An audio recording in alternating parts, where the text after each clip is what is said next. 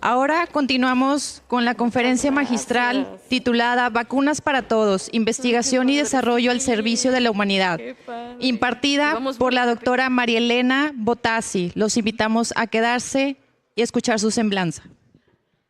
María Elena Botassi, decana asociada de la Escuela Nacional de Medicina Tropical, profesora de pediatría y codirectora del Centro de Desarrollo de Vacunas del Texas Children's Hospital en Baylor College of Medicine. Es microbióloga, reconocida por desarrollar vacunas accesibles y sin patentes para enfermedades tropicales desatendidas y emergentes.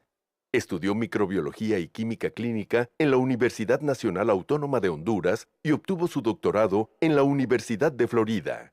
Actualmente es decana asociada de la Escuela Nacional de Medicina Tropical y codirectora del Centro de Desarrollo de Vacunas en Baylor College of Medicine y el Texas Children's Hospital. Su trabajo impulsa el acceso abierto a la ciencia para reducir inequidades en salud. Fue co-creadora de la tecnología sin patentes detrás de las vacunas contra COVID-19, Corbevax e Indovac, y desarrolla vacunas para enfermedades olvidadas. Demos la bienvenida a María Elena Botassi. Hola, ¿me escuchan? Gracias por el aplauso. Gracias por dejarme escuchar el panel anterior. ¿Qué les puedo decir? No, siempre hay algo que aprender, observar no solo el tema económico, sino los temas sociales. Hay que crecer realmente y mantener, y hay que llevar las manos para poder ver. Entonces, yo creo que lo que quisiera yo hacer con esta presentación es hasta darles unos ejemplos utilizando investigación y desarrollo para cómo realmente podemos usar estas bases y estos tópicos para realmente llegar a dar el servicio a la humanidad. ¿Me escuchan bien? Sí, ¿verdad? Ok.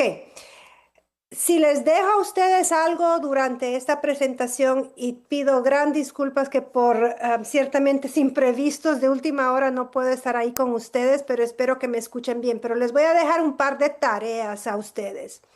Y lo primero que quiero hacer es preguntarles, ¿cuántos de ustedes han tenido ese momento ajá? Ese momento que ustedes realmente han llegado a realizar una idea, a que se han inspirado, a que tal vez resolvieron algún problema, que han reconocido y han comprendido algo que a lo mejor estaban preguntándose. En las ciencias biomédicas, esto se refiere específicamente a cuando hacemos cambiamos los paradigmas en percepción. Salimos de tal vez algo que ha sido dogmático y que creamos algo que realmente reorganizar nuestras ideas, tal vez hasta resolver algún problema complejo y eventualmente hacer esas conexiones, lo que yo llamo connecting the dots, cómo podemos conectar diferentes puntos. Entonces yo quiero empezar esta presentación con ustedes pidiéndoles que piensen si uno, ya han tenido ustedes algún momento ajá, pero que al final de mi presentación a lo mejor pongan más atención a reconocer esos momentos ajá, porque les prometo que esos momentos ajá son exactamente lo que dijeron en el panel anterior, que nos permiten llevarnos de las manos y realmente ver ese big picture, ¿ok? Y que nos trae también a juntar las diferentes disciplinas, que yo les voy a hablar en el ámbito de biomédica, pero igual con la ingeniería, con los aspectos legales, con el aspecto económico, con la ética, con todas las diferentes disciplinas. Entonces voy a empezar hablándoles un poquito de mis aha moments. Les voy a contar que mi primer aha moment, y aunque les puedo decir que en el momento a lo mejor no lo reconocí, y ahora, obviamente tal vez años después, realmente considero que fue y muy importante para mí, fue cuando yo estaba estudiando en la Universidad Nacional Autónoma de Honduras. Yo estudié en Honduras microbiología y química clínica.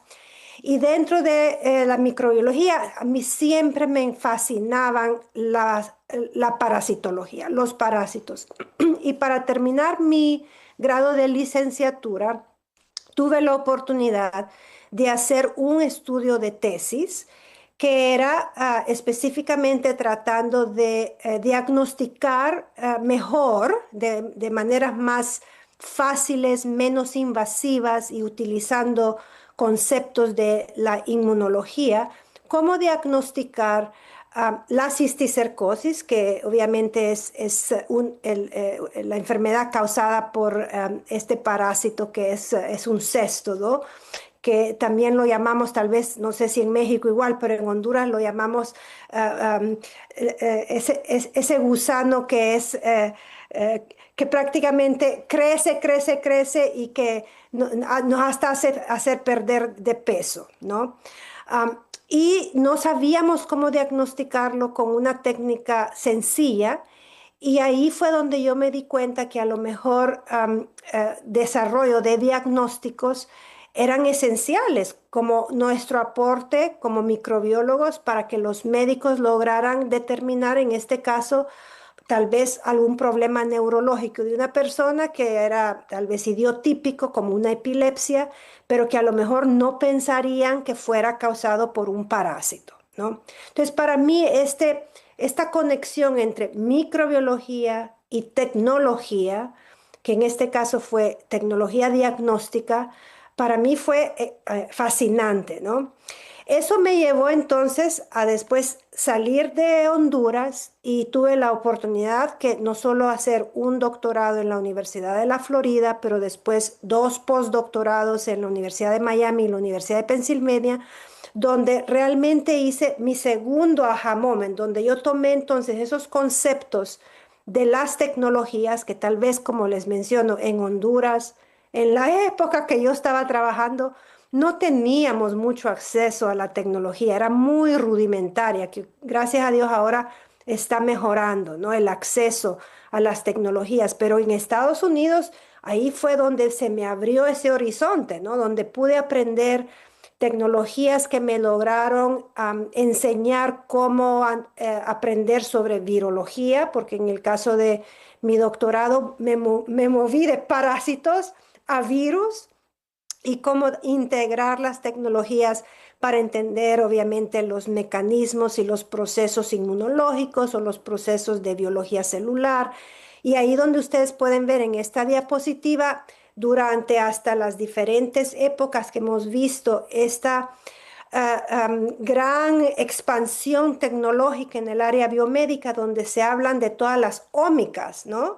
Estamos hablando de las genómicas, de las proteómicas, de las metabolómicas, de las transcriptómicas, todo eso utilizan estos tipos de tecnologías para detectar, para aprender, para poder resolver problemas. Entonces, como pueden ver, empecé poco a poco a conectar esos dots, ¿no? Esos puntos, desde como yo microbióloga podía realmente utilizar la tecnología para llevarme a poder resolver problemas.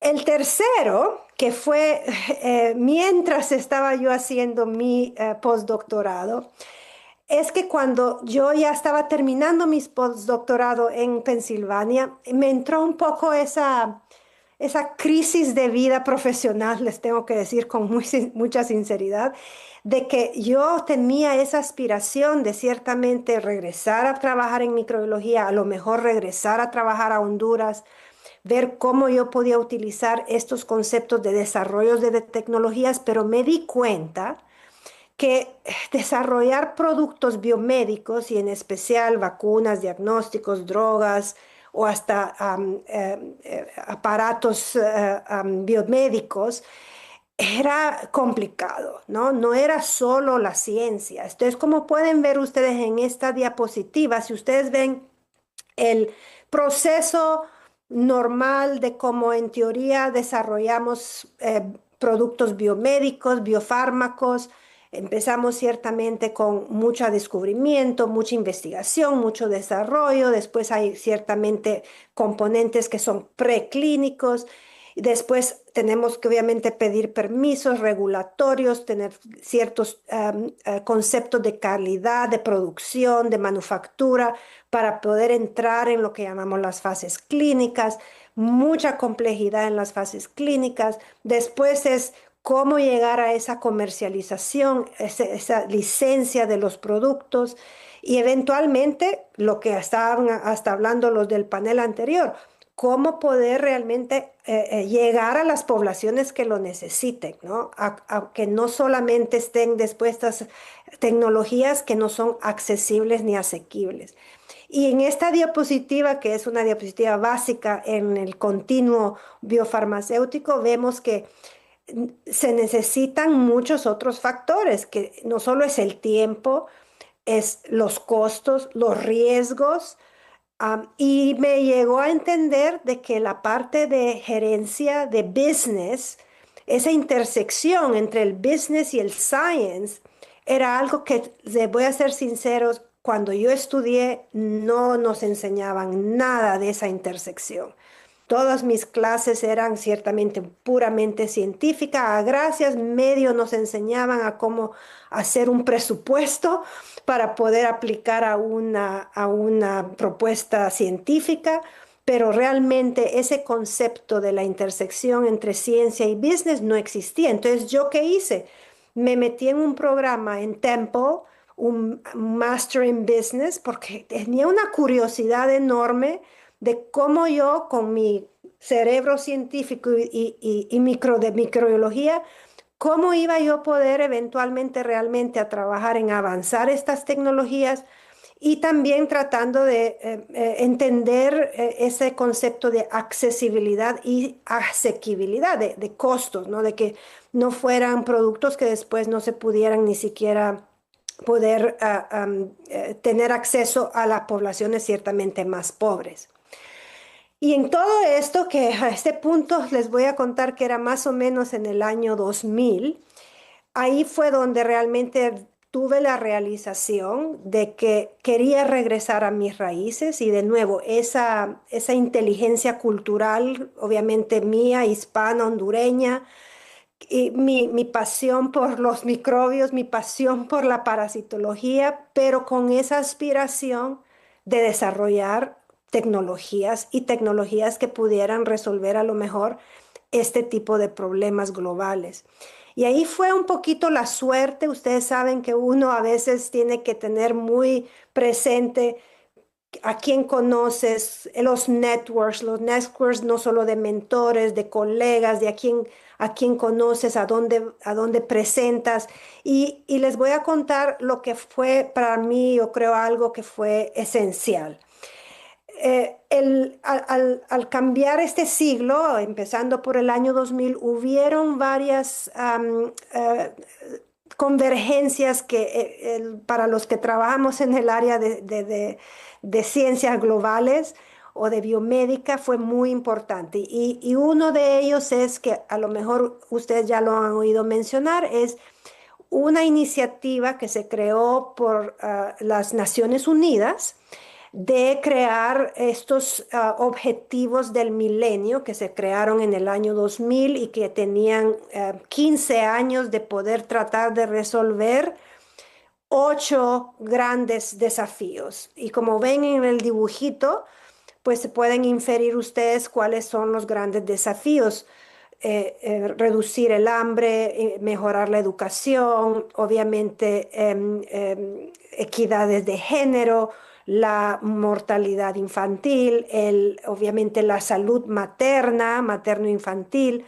El número 6, que ese fue el que más resonó conmigo, fue el de combatir enfermedades infecciosas y aunque no está bien escrito porque tal vez las llaman other diseases, otras enfermedades, estas enfermedades que ahora son las desatendidas, las enfermedades tropicales, eso fue para mí algo que resonó.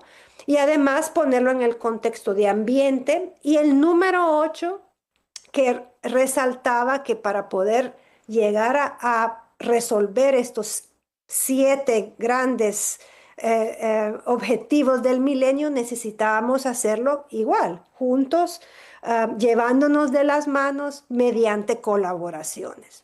Y mientras esto estaba ocurriendo, yo tuve la gran oportunidad de conocer a quien ahora ha sido mi partner en la ciencia, mi colega, el doctor Peter Hotez, que como les digo, a veces es impresionante como alguien cruza el camino de nosotros y totalmente nos cambia la vida, ¿no?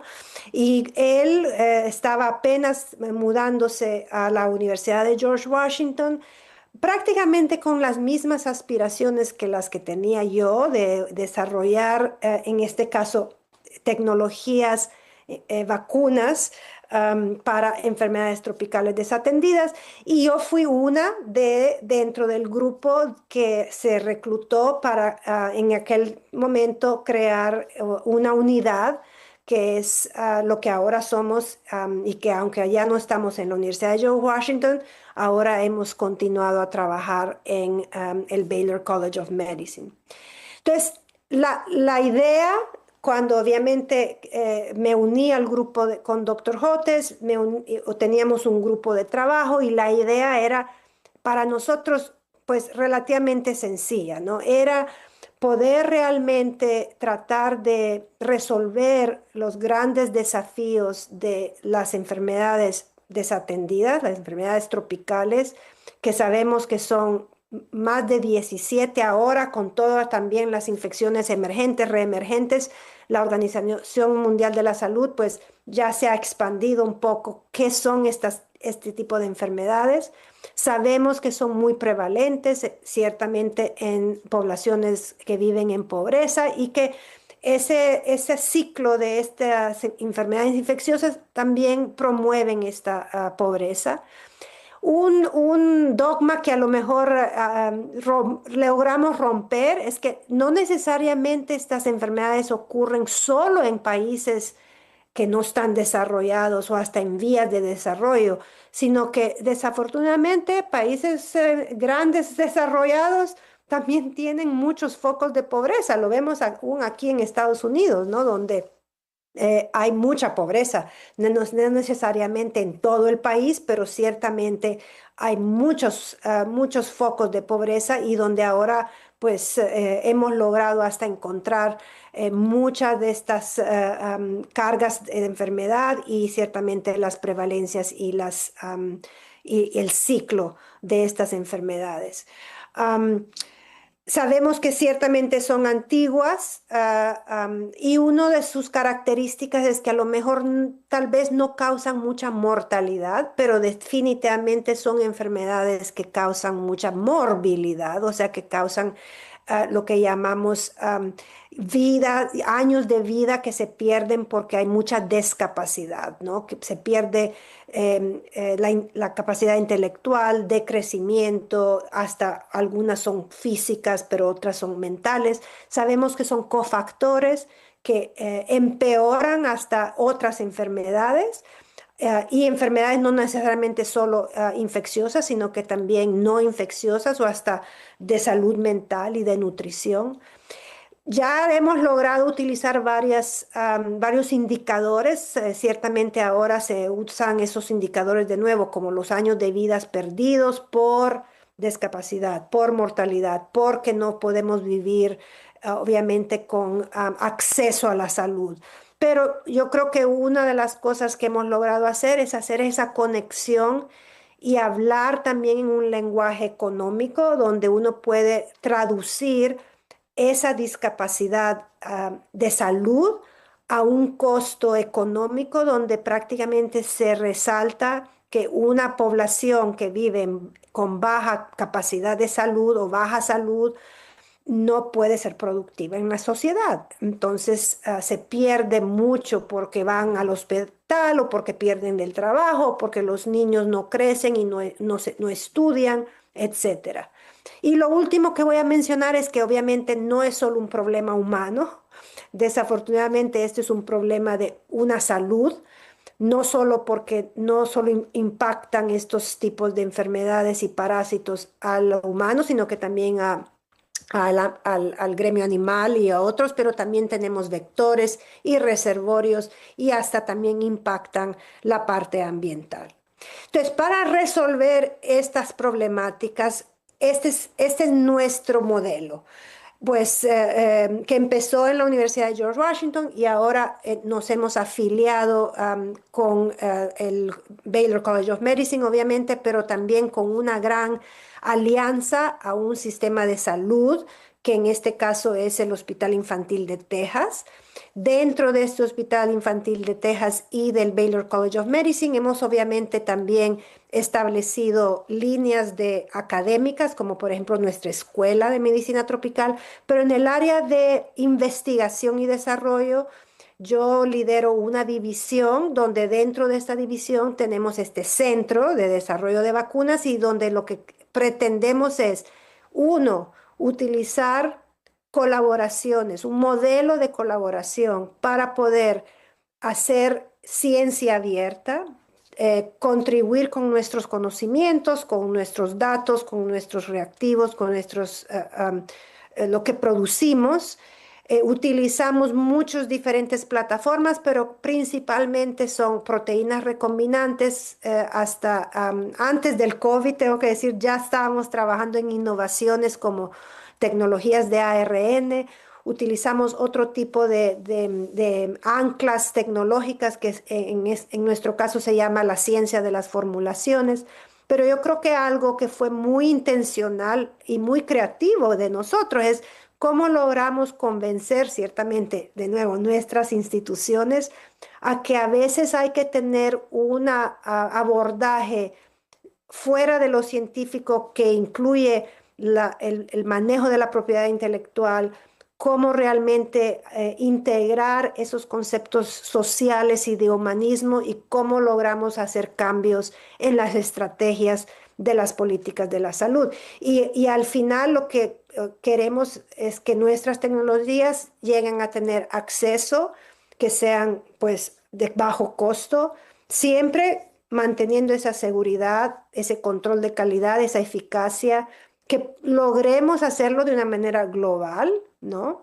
Y que tengamos, obviamente, atención a no solo cómo se integran dentro de los sistemas de salud, manteniendo también acceso a esos sistemas de redes de frío para poderlas obviamente manejar de manera más sencilla dentro de los países y como les mencioné, ser colaborativos y tratar también de un poco mitigar los conceptos de anticiencia y ciertamente hasta de antivacunas. Entonces, dentro de mi presentación voy a utilizar dos ejemplos que quiero spotlight. Uno, obviamente, es nuestra historia de la tecnología de COVID, pero después me voy a enfocar en uno de estos programas de vacunas que es utilizando nuestro programa del avance de la vacuna contra la uncinaria, que como van a ver, tenemos unos datos muy, muy interesantes. Entonces, solo para que vean nuestro portafolio actual, es uncinariasis, trabajamos en esquistosomiasis, tenemos un programa para la enfermedad de Lyme y la enfermedad de Chagas, que a propósito es un programa que hacemos mucho con México, tenemos muchas colaboraciones en México, desde ciertamente académico y también tecnológico, y en otro momento a lo mejor puedo regresar. Esa es una excusa para que me inviten a ir a Monterrey de nuevo para que les hable del programa de Chagas. Pero bueno, quiero entonces, enfocándonos en estos ejemplos, resaltar varias cosas que son fundamentales cuando uno hace investigación y desarrollo. Uno es ese concepto de que el desarrollo que tenemos que hacer para estos productos tienen que tener una estrategia clara de exactamente, obviamente, científicamente cómo se desarrollan los productos, pero que tendremos siempre que tener como nuestra, como les digo, estrella del norte, ¿no? A la que queremos alcanzar, es que tiene que tener acceso global, ¿no? No puede ser solo para un grupo pequeño, tiene que ser global. Para eso entonces tengo que decirles que si hacemos lo que llamamos el end-to-end, Tenemos que empezar a crear esta estrategia desde el final hacia nuestro principio, que para mí, mi principio es la parte científica, pero tengo que entender el final primero, que es cuáles son los criterios de decisión que se utilizan para poder convencer esa estructura de las políticas, la parte económica y el usuario de que tenga apoyo. Entonces les voy a hablar un poquito de cómo hacemos eso, creando no solamente pues el pitch para la inversión, el caso para inversión, cuál es el valor de proposición de nuestro producto, pero al mismo tiempo tener en mente para quién va a ser utilizado este producto. Y quiero mencionarles algo para que lo tengan en su mente, que también en la parte pues, de nosotros específica es un nuevo framework que estamos ahorita trabajando y escuchando por estas entidades como la Organización Mundial de la Salud, que es la aspiración de eventualmente hacer vacunas en combinación. Les voy a hablar un poquito de quiénes son nuestros colaboradores o partners. Algo esencial que yo creo que si me preguntan ustedes a mí de todo lo que hacemos, qué es la lección que realmente nos permitió llegar a lo que somos y desarrollar nuestras tecnologías, es la parte de las ciencias regulatorias.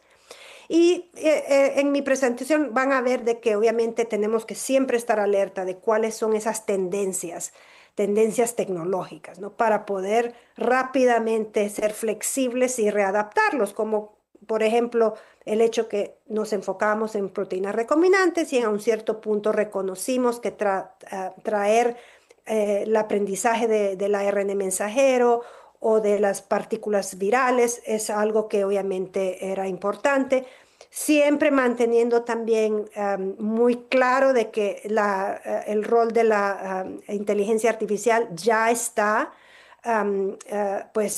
ayudándonos a un cierto punto a poder hasta ser más eficientes, ¿ok? Bueno, entonces, el modelo que nosotros utilizamos para poder cambiar el paradigma de cómo creemos, y ahora sabemos que sí se puede hacer con este modelo, traer productos desde lo que llamamos el descubrimiento hasta la utilización en las poblaciones pobres, es lo que ven en esta diapositiva. Lo de arriba es más o menos lo que le mencioné antes, que son los diferentes pasos de un continuo biofarmacéutico. El cuadrito azul es donde más que todo es nuestro rol como académicos, como biotecnólogos, donde hacemos ese translation, ¿no? Donde traemos el descubrimiento de lo que llamamos desde el laboratorio a la clínica.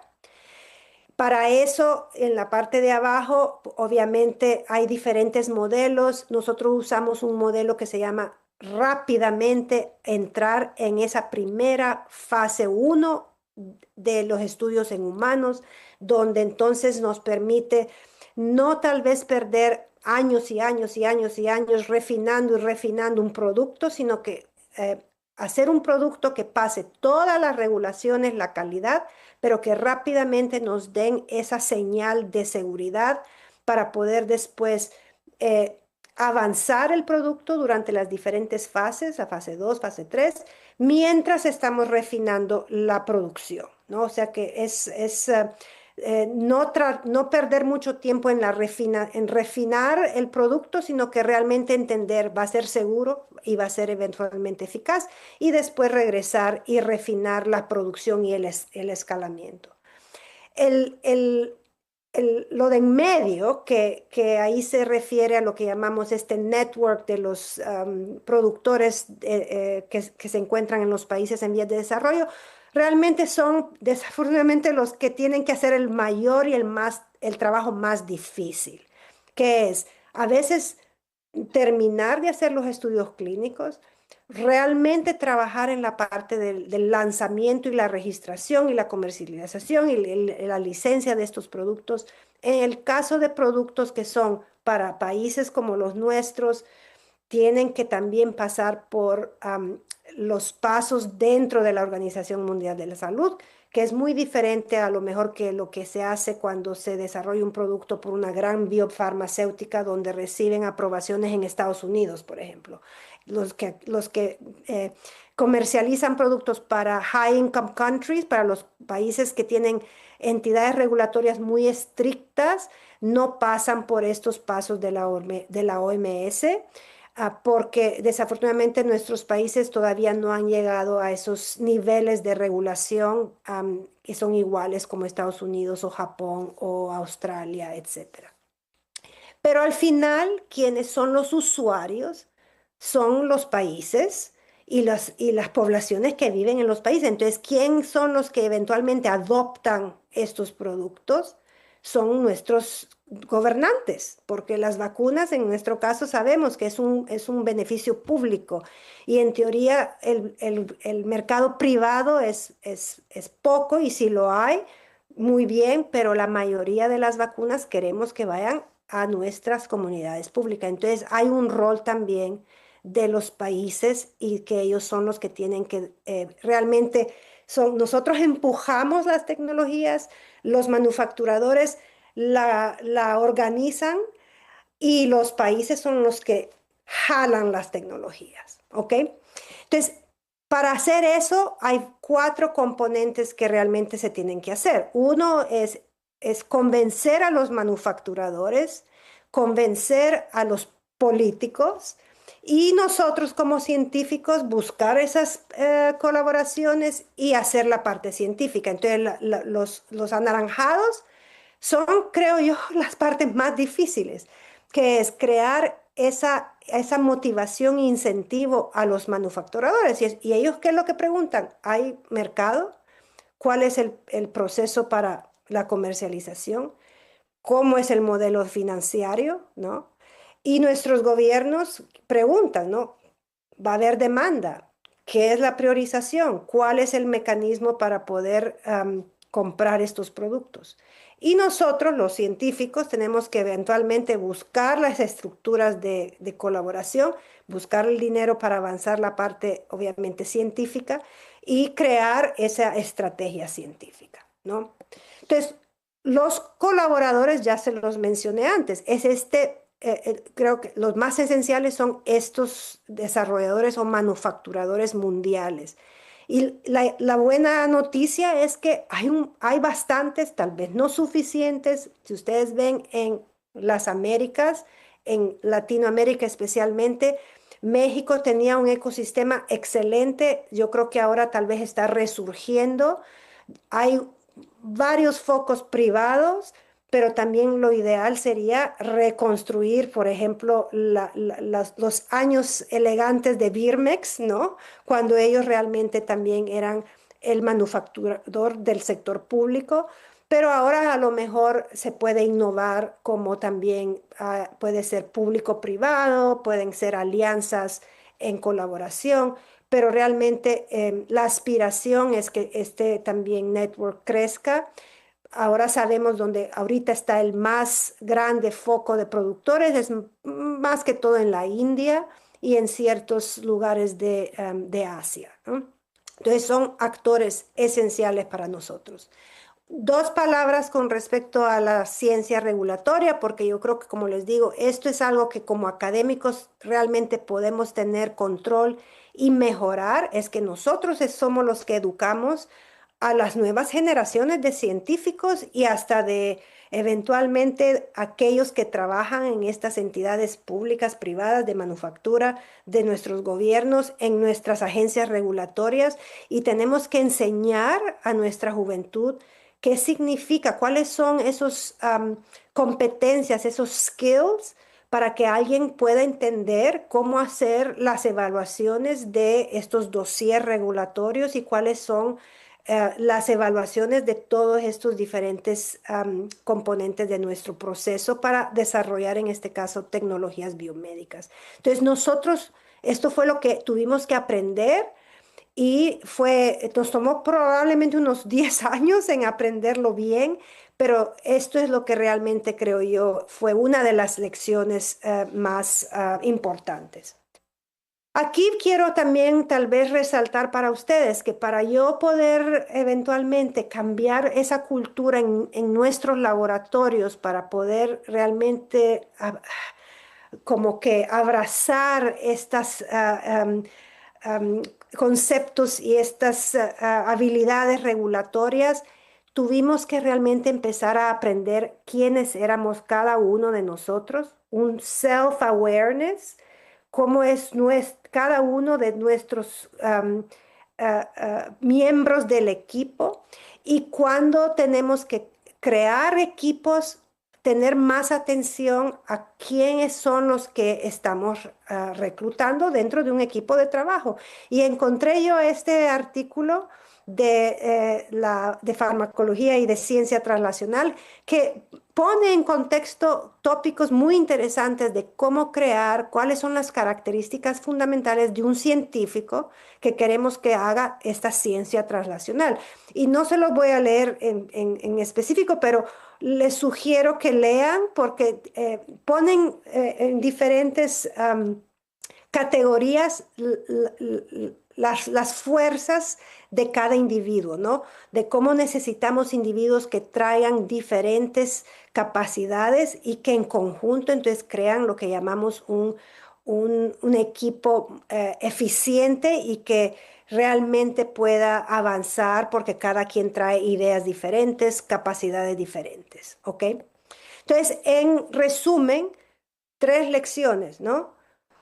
Aprendamos las ciencias regulatorias, traigamos más rigurosidad dentro de ciertamente hasta nuestros educación en la academia, para entender cómo trabajar en equipo, ¿no? Y cuál es esa motivación de los diferentes fuerzas que ocupamos dentro de los equipos. El hecho de que no es suficiente avanzar la ciencia, sino que tenemos que traer esa perspectiva social, que lo oyeron ustedes hasta en su panel anterior, pero tener también en mente cuáles son las perspectivas pues, del negocio, ¿no? Pero teniendo en vista a quiénes son los que vamos a servir, quiénes son los que van a tener que utilizar estos productos. Y por eso es que recordarnos de que tienen que ser, en nuestro caso, pues es un producto de acceso público, y por eso es que tenemos que innovar en la parte también de cómo vamos a anclar nuestro manejo de las propiedades intelectuales, ¿no? Y de cómo vamos a poder eh, dar nuestras ideas y nuestros conocimientos. Nuestro ejemplo funcionó. ¿Por qué funcionó? Porque obviamente empezamos a complementar todas estas estrategias. Teníamos obviamente 15 años de trabajar en este ámbito de enfermedades infecciosas desatendidas. Tuvimos la oportunidad de entrar en un programa para desarrollar una vacuna contra el coronavirus, que en el tiempo que empezamos a trabajar era obviamente el SARS y después el MERS. Y ahí aprendimos mucho, y eso nos permitió crear esos consorcios. Ya estábamos teniendo en la mira estos productores en los países como la India, como Indonesia. Entonces, cuando ocurrió el COVID, teníamos toda la parte científica, teníamos conocimientos de quiénes eran los que teníamos que invitar a poder ser nuestros colaboradores. Ya teníamos nuestras instituciones convencidas de cómo abordar la parte de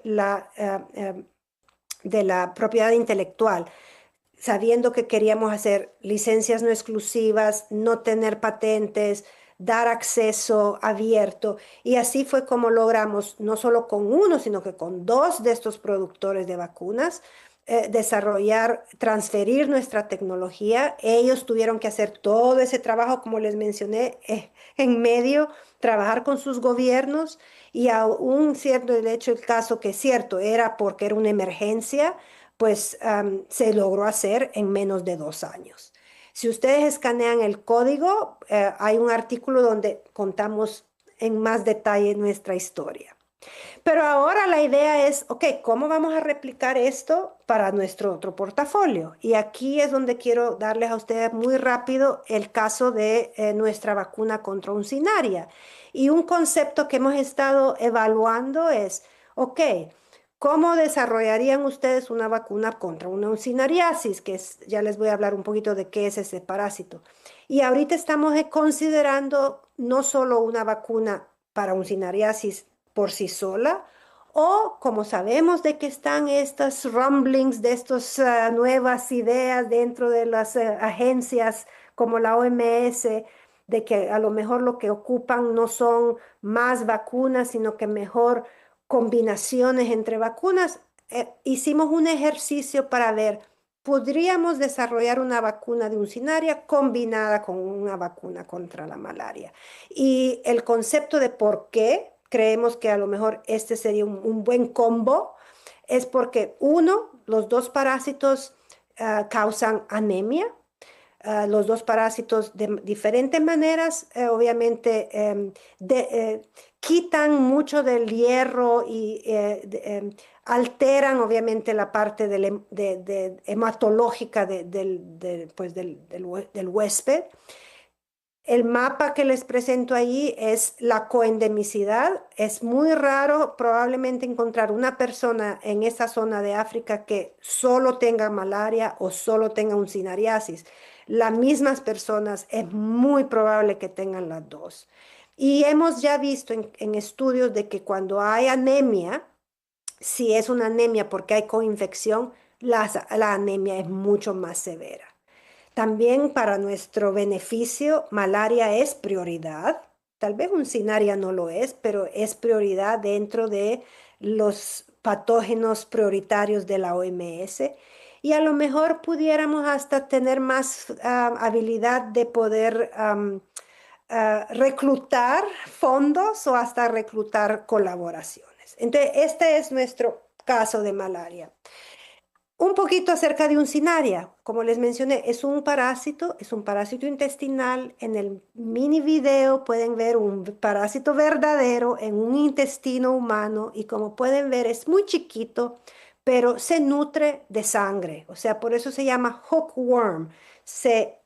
Agarra de la mucosa del intestino y empieza a chupar sangre. Entonces, nuestra primera idea es, ok, si queremos realmente alterar y bloquear alguna función esencial de este parásito, que obviamente prevenga algo que es muy importante para el huésped, es que tenemos que bloquear esa pérdida de sangre, ¿no? Queremos bloquear que estos gusanos se alimenten de nuestra sangre. Entonces, en la diapositiva de al lado, prácticamente es un reflejo del intestino de un parásito donde hicimos toda la investigación para determinar qué pasa cuando la sangre entra dentro del intestino del parásito y qué procesos ocurren donde el parásito hace una degradación de la hemoglobina.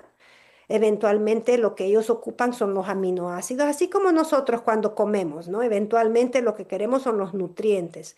Y así como nosotros vamos al baño para detoxificarnos, ese parásito también tiene que ir al baño y esa es prácticamente toda la sangre o los residuos de la hematina cuando ellos obviamente degradan la hemoglobina. Entonces utilizan varias proteínas, enzimas para degradar y para detoxificar. Las hemos probado todas y de todo, pero la que nos dio más promesa es el detoxificador. Es una glutationa transferasa que se junta, se acopla con la hematina para poder obviamente degradarla o detoxificarla. Nosotros logramos obviamente recrearla de manera recombinante, utilizamos sistemas de levadura, hicimos esos aspectos de ciencia regulatoria, usando formulaciones, usamos también otros inmunoestimulantes para poder determinar qué nos puede dar una buena inducción de inmunidad segura, pero que eventualmente que sea efectiva. Ciertamente lo hemos probado en muchos modelos preclínicos y todo nos indicaba de que iba a ser una molécula que si el cuerpo produce anticuerpos anti GST, antiglutationa, podemos bloquear esa detoxificación y el gusano prácticamente se muere, ¿no? Y pudimos transferir esto desde el laboratorio hasta la clínica y logramos hacerlo siempre en colaboración con George Washington, con David Demert y Jeff Bethany. Con ellos hemos hecho una serie de estudios clínicos en fase 1 en Estados Unidos en participantes que nunca habían sido obviamente infectados en Brasil y en África que son a lo mejor previamente infectados, pero que son que eran sanos y ciertamente en adultos. Y también hemos logrado hasta descalar y ver la seguridad en pacientes de edad escolar. Y la historia es que es muy segura, nos dio indicación de que hay respuesta inmunológica y que esa respuesta inmunológica pudiera ser efectiva. Pero la pregunta real era cómo íbamos a determinar si esta reacción inmunológica iba a darnos protección. Y ahí lo que hicimos fue algo muy innovador. Utilizamos el concepto de un estudio en la clínica en Washington, D.C., donde nosotros agarramos, hicimos un estudio de control de infección en humano sin tener que ir al campo. Entonces, lo que hicimos es que reclutamos participantes donde se vacunaron, pero después ahí mismo en la clínica nosotros artificialmente los infectamos, controlando muy bien pues, la fuente de las larvas infectivas, el número de las larvas infectivas. Entonces, en la diapositiva que ustedes ven hicimos 3 inmunizaciones, día 0, día 56, día 112, y después al día 140 los desafiamos con las larvas, dejamos pasar 20 semanas y después los curamos, porque tenemos medicamentos para curarlos. Evaluamos varias formulaciones. En la diapositiva que ustedes ven, la línea roja, la verde y la azulita, esas son las formulaciones que nos dieron. Uno era el placebo, que es el rojo, que obviamente no hubo ninguna protección.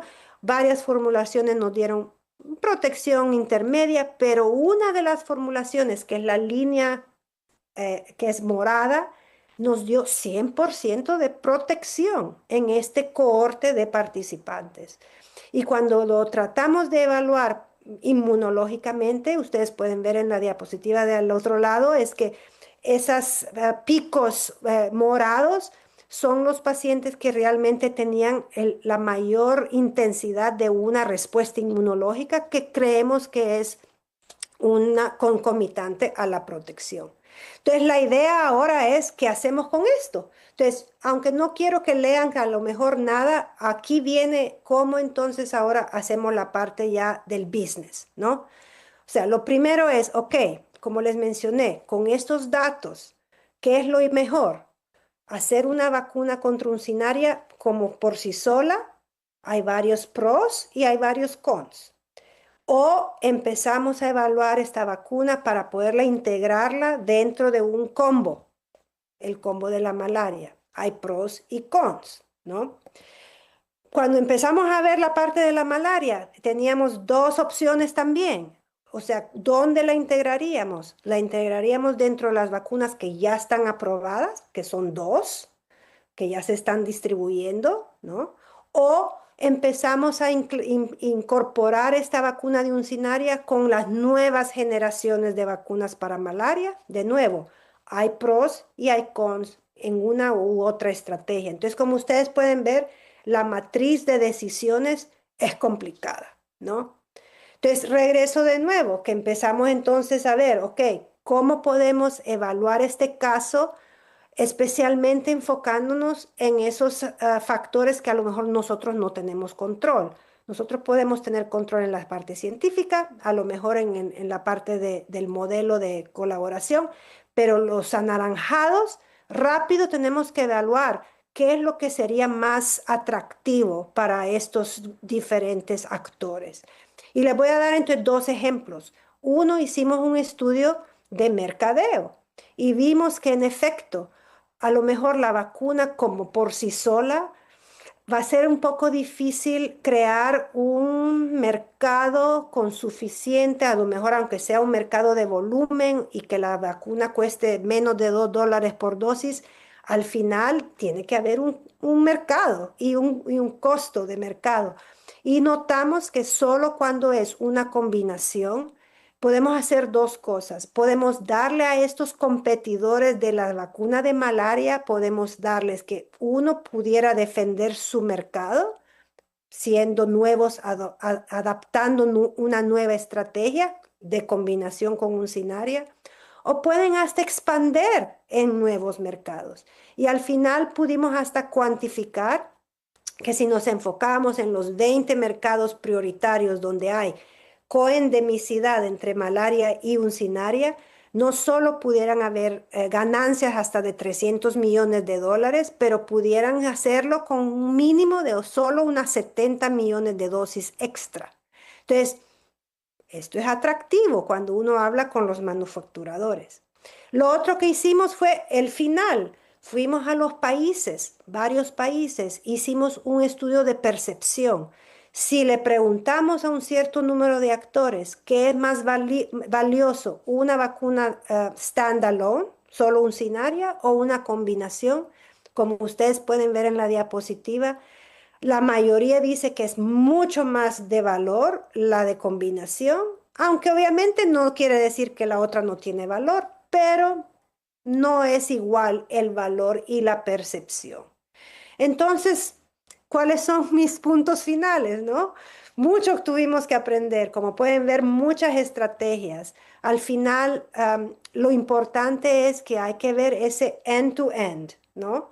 Tenemos que ver no solo la parte científica, sino que la parte de las políticas de salud, cómo se priorizan, cómo hacer pues, el acceso, que los manufacturadores en estos países son importantísimos, que tenemos que realmente innovar a cómo poder incentivar a estos actores, tal vez vía combinaciones, que al final no va a ser fácil, pero ¿quién ha dicho que uno tiene que no hacer las cosas solo porque no son fáciles? Y que es esencial, obviamente, traer estos actores y hacerlo de manera abierta y transparente y equitativa. Les agradezco y de nuevo gracias. Esto ha sido un trabajo no solo de nuestro grupo, sino que muchos que nos han ayudado. Tal vez no he logrado hasta ponerlos todos, pero de nuevo espero poder venirlos a visitar y espero que haya sido una presentación que los haya inspirado y motivado. Y recuerden, piensen en esos aha moments, porque al final esto es lo que hace conectar y incentivar nuestra curiosidad, mantener nuestro coraje, nuestra pasión y obviamente llevarnos de la mano. Gracias. Bien. Muchas gracias, doctora María Elena, por su excelente presentación. Yo creo que son ejemplos muy claros de lo que queremos hacer en el TEC de Monterrey en términos de investigación. Queremos pensar en una investigación que tenga una aplicación, pero no nos podemos quedar solo en los resultados del laboratorio, ¿no? Tenemos que pensar de esta forma integrada de cómo al momento de que hacemos desarrollos tenemos que pensar en la política pública, tenemos que pensar en el mercado. Hay una muy amplia gama de aspectos que debemos de considerar para poder realmente ser exitosos en poder llevar esa ciencia al mercado y que realmente sea de beneficio para la sociedad. Sabemos que te quedaste con muchas ganas de estar aquí con nosotros. Esperamos que próximamente las circunstancias permitan que puedas estar aquí con nosotros. Y bueno, quiero aprovechar que tenemos todavía un poquito de espacio para ver si hay preguntas aquí del público. Si quieren, empezamos aquí con la gente de Tech Salud, y aprovechando para que luego pueda haber también vínculos aquí con ustedes en investigación. Muchas gracias. Doctora, muchas gracias por la presentación, muy interesante. Mi pregunta es que en toda su presentación tampoco, bueno, no se mencionó también esa parte de esos momentos políticos que también creo que influyen, ¿verdad?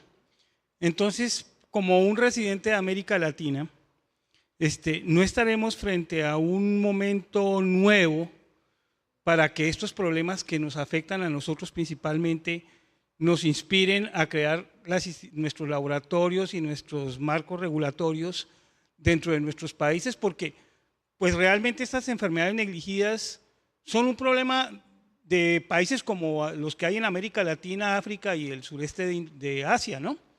Pero poco desarrollo tenemos en esa área. Estoy consciente de que tenemos algunas deficiencias en todo, y que, por ejemplo, en el marco regulatorio tenemos muchas situaciones. Pero ahora que se vienen todos estos cambios políticos, particularmente que están ocurriendo en Estados Unidos, ¿usted cómo ve la situación? Porque, por ejemplo, pues Estados Unidos ya acaba de salir de la Organización Mundial de la Salud y todo esto. ¿Cómo podemos aprovechar este momento para atraer fondos para hacer esta investigación? ¿Y qué consejos nos daría usted de qué fuentes podemos explorar? Mire, usted resalta algo, tal vez ponen en mute porque recibo, gracias. Usted resalta algo muy interesante y yo creo que le voy a dar el ejemplo que ocurrió hasta con el COVID, que fue hasta antes de a lo mejor lo que estamos viendo ahora, o que tal vez fue algo que catapultó a lo mejor lo que estamos viendo ahora globalmente y políticamente. Cuando usted me pregunta, por ejemplo, cómo trabajamos nosotros con estos dos productores en la India y en Indonesia, les voy a ser sinceros, ellos con toda la experiencia que tienen de ser grandes manufacturadores, nunca habían innovado algo indígena. O sea, una vacuna donde ellos recibieron de un laboratorio como el nuestro, que puede ser un laboratorio como el de ustedes ahí, en México o en cualquier lugar, donde venía realmente de un laboratorio muy pequeño, ¿no? Una tecnología que no tenía, no era madura, no teníamos escalamientos de cientos, miles de litros. Nosotros trabajamos en 5 litros, 10 litros, ¿no? Pero ellos, el esquema con donde ellos siempre habían trabajado era trabajar con multinacionales donde alguien les daba a ellos una gran receta ya con todo exactamente elaborado, donde ellos eran lo que llamamos follow-on producers. Ellos solo hacían lo que un GSK les decía, un Sanofi, un AstraZeneca o lo que sea. India e Indonesia vía Biological Biopharma era la primera vez que lo hicieron indígenamente, donde tuvieron que hacer todo el trabajo difícil que hacen en teoría estas grandes biofarmacéuticas. Entonces, esa fue una lección aprendida entre varios de estos desarrolladores de productos, pero yo creo que eso es lo que ahora se refleja en esa aspiración de lo que usted dijo, que cierto que tenemos que colaborar, pero a veces en emergencia nos damos cuenta que nosotros mismos tenemos que tener las soluciones para nosotros mismos. No tenemos que esperar a que alguien venga y trate de solucionar nuestros problemas. Y si estos son problemas que es cierto, la mayoría de estas enfermedades ocurren en nuestros países, lo ideal sería que la innovación nazca indígenamente dentro de nuestros laboratorios en nuestros mismos países. Y sí, podemos colaborar y pedir ayuda y aprender, pero en efecto, la idea es que entonces ahora en México, que yo sé que lograron ustedes tal vez avanzar, creo que se llamaba la vacuna patria, no sé eventualmente en qué quedó, pero eventualmente es eso. Es que, que salga de un laboratorio de una tecnología, a lo mejor lo hacen ustedes ya en otros rubros, a lo mejor lo hacen en el área del tequila, para darles un ejemplo, ¿no? Pero eso tiene que también traducirse a la parte biomédica. Y ahí usted tal vez también resaltó que lo que tal vez a nosotros como científicos tal vez podemos hacerlo, pero si no tenemos detrás una buena base de agencias regulatorias y ciertamente el apoyo, el political will de nuestros gobernantes, aunque hagamos tecnologías fantásticas y no pueden pasar a poder ser evaluadas y producidas y eventualmente distribuidas en nuestro país, no se va a lograr. Entonces es lo que usted dice, se tiene que hacer, y eso es yo creo que lo que ahora estamos viendo que está cambiando. Y a lo mejor es acelerado por lo que usted acaba de mencionar, de que ya no hay ayuda de Estados Unidos, que ya la OMS tiene que también buscar ver cómo hace ellos sus propios busca de recursos, porque ya grandes de los recursos que venían desde países como Estados Unidos ya no. Entonces, ¿de dónde vienen? Y yo creo que un ejemplo es que en Latinoamérica ciertamente no hay la filantropía. Y por ejemplo, una ventaja de estar en Texas y en Houston es que aquí la gente y la gente que tiene poder capital son muy filantrópicos. Y si usted me pregunta de dónde sacamos nosotros el dinero para poder realmente mover esa tecnología de COVID, no fue del Instituto Nacional de la Salud de Estados Unidos. Todo fue por entidades privadas, individuos privados y grupos. Hasta les puedo dar el ejemplo. Quien nos dio dinero fue Tito's Vodka, que es de Austin. ¿Qué tenía que ver Tito's Vodka en dar dinero para desarrollar una vacuna de COVID? Pero es esa filantropía. Y ahí le dejo. Doctora, buenas tardes. Miguel Ángel López, profesor investigador aquí del TEC de Monterrey. Yo trabajo más en los temas de provisión de agua y saneamiento.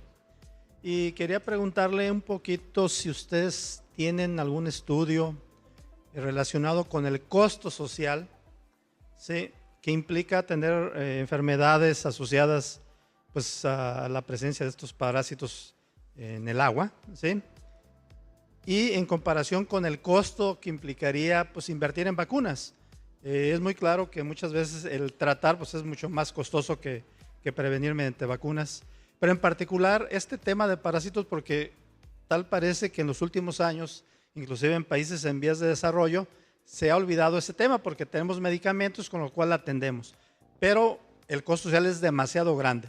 Entonces, quería saber si ustedes tienen este tipo de estudios que de alguna manera presentárselos a las autoridades del sector salud en los diferentes países, vean la importancia de poder invertir en desarrollo de este tipo de tecnologías en vacunas. Es la primera pregunta. Y la segunda pregunta es, ¿tienen otras vacunas adicionales, además de este caso que presentó, que también pues, son relevantes, como la amibiasis, en fin, otros parásitos que también son bastante relevantes en la actualidad y que, repito, como que nos hemos olvidado de ellos por el simple hecho de tener medicamentos para el tratamiento? Gracias por su pregunta, porque sí, tal vez lo inferí, el concepto de hacer estudios costo económicos, ¿no?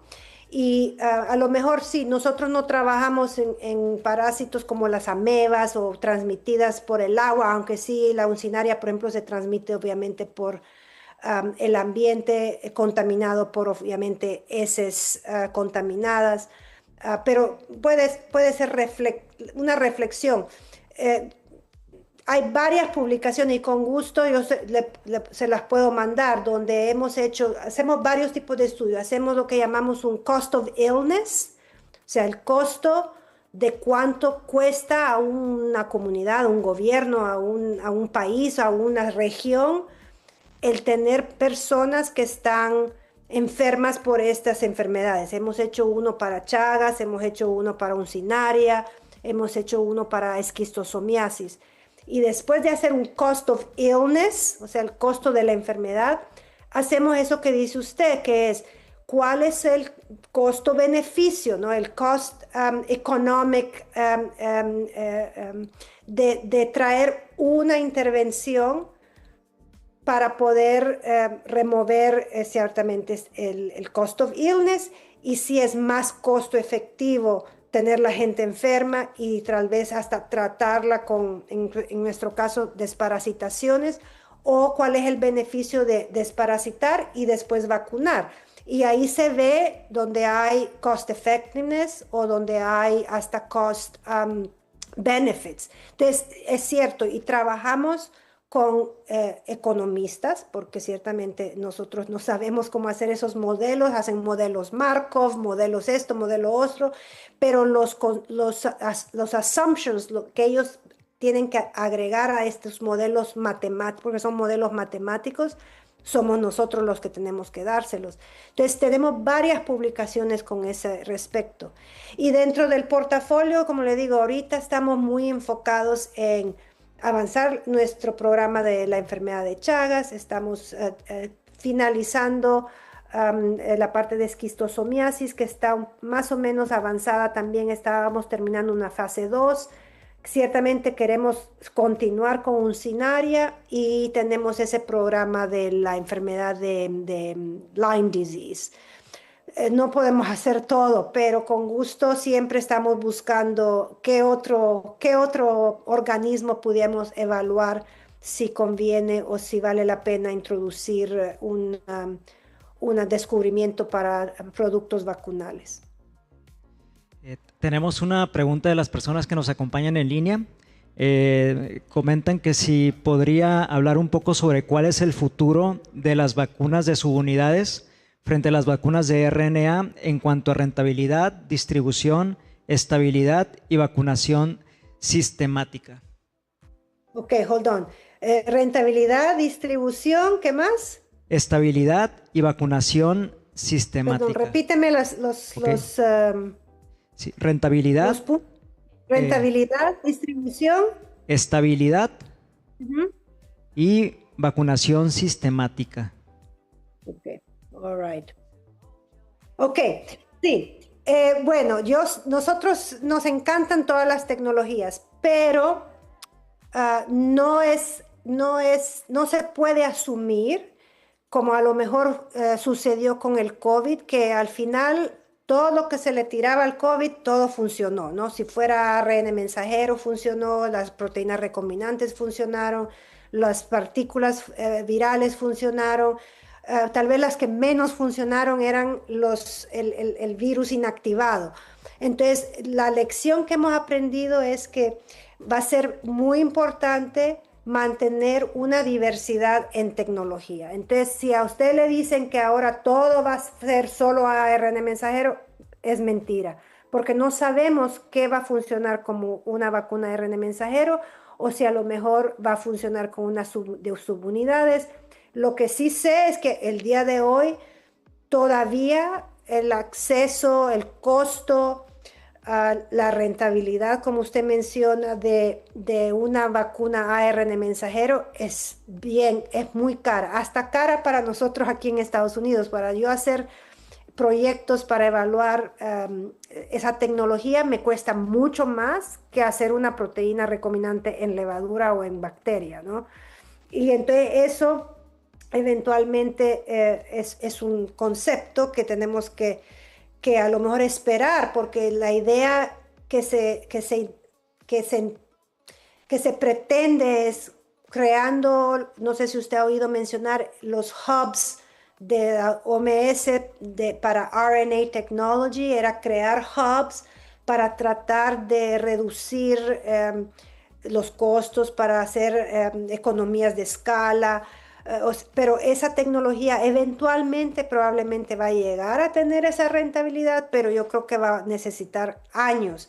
Y lo que está limitando es en efecto, es no solo la estabilidad, es la cadena de frío que se está innovando, la aceptación, ¿no? A lo mejor hay gente que todavía no está muy convencida de las vacunas ARN mensajero y a lo mejor se sienten más confiados en una proteína de subunidad. Y eso es lo que entonces viene con esa parte de la vacunación sistemática, de cómo vamos a innovar y cómo va a ser esas distribuciones, esos manejos dentro de los sistemas de salud. Ahora, si usted me pregunta cuál sería la ideal para hacer vacunas en combinación, la tecnología ARN mensajero es mucho más flexible, porque puede uno poner ARNs en un solo cassette, por ejemplo, y hacer las policistrónicas eventualmente, mientras que en una vacuna recombinante tenemos que hacer las diferentes proteínas y eventualmente eso también causa más trabajo y más tiempo. Entonces, como le digo, yo creo que el mensaje es que la idea es que hay que seguir innovando, diversificar, porque no se sabe eventualmente qué funciona para qué, si es para una vacuna pandémica, si es para una vacuna por ejemplo, de la influenza seasonal versus una flu, combinar flu con COVID o combinar otros.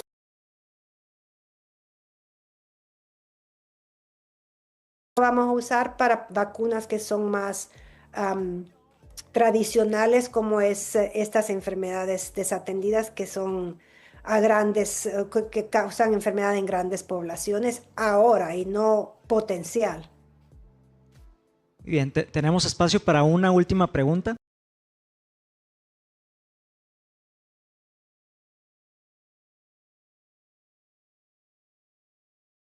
Bueno, son dos preguntas. Una, la primera es si conocemos enfermedades como el dengue, donde conocemos el vector, el virus, la secuencia del virus, su modo de transmisión y todo. ¿Por qué no tenemos una vacuna contra el dengue, que es una afección que todavía, y con el cambio climático, cada vez más ciudades son afectadas, incluyendo Houston, debo decir, y aquí Monterrey, donde estamos?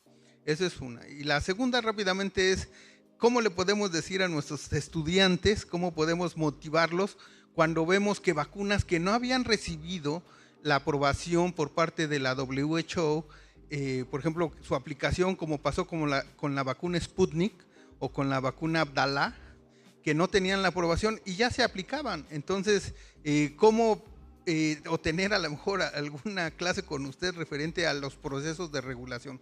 Muchas gracias por su presentación. Sí, gracias por sus preguntas. Bueno, es que tengo que decirle que por eso es que a mí me encantan estos microbios, porque son muy inteligentes, ¿no? Y si usted ve el virus que causa dengue, no es un virus, hay muchos serotipos, hay muchas clases, o sea, la de epidemiología, la distribución, cómo también se reorganizan. Lo vimos un poco también con el COVID, con todas las variantes. Hay unos que son más complicados que otros. Y por eso es que hace nuestra vida como científicos ciertamente más complicada y también hace más tener un poco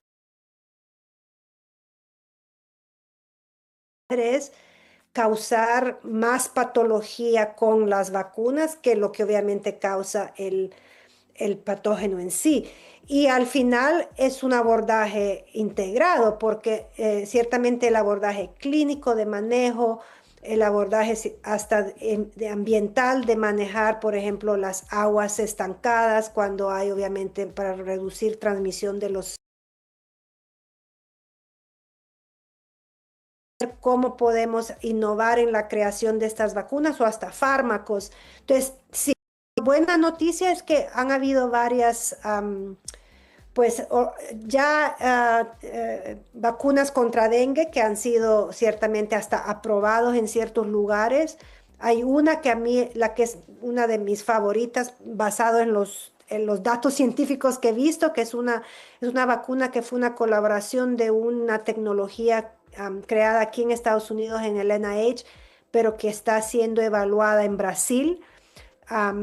Que no sé ahora si ya la aprobaron en Brasil o no, no he dado seguimiento, pero como ustedes pueden ver, a veces hasta hay que tener varias iteraciones de las vacunas para ver qué tecnología es la que funciona mejor. Entonces, por eso es que hay que seguir innovando, ¿no? Como mencioné, por ejemplo, hay 2 vacunas de malaria, pero no son perfectas. Entonces, hay muchos otros laboratorios que están tratando de crear las segundas generaciones, terceras generaciones. Entonces, es algo que nunca termina, siempre tiene que evolucionar y avanzar, pero para poder reducir el problema grave que tenemos en nuestra región con el dengue, en este momento tenemos que realmente abordarlo de muchas maneras y de manera integrada.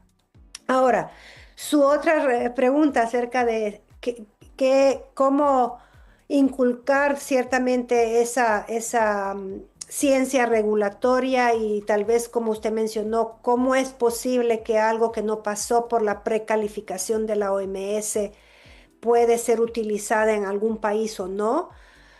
Yo no tengo experiencia con la de Sputnik, pero sí tengo bastante experiencia o entendimiento como mínimo de la vacuna Abdala, porque les voy a contar un secreto, que la ingeniería genética de la vacuna Abdala, porque nosotros habíamos publicado nuestros datos de forma abierta, la estructura del gen que se usó para hacer esa ingeniería del centro en Cuba es exactamente la misma secuencia de la vacuna que hicieron eventualmente en Biological E y en Indonesia.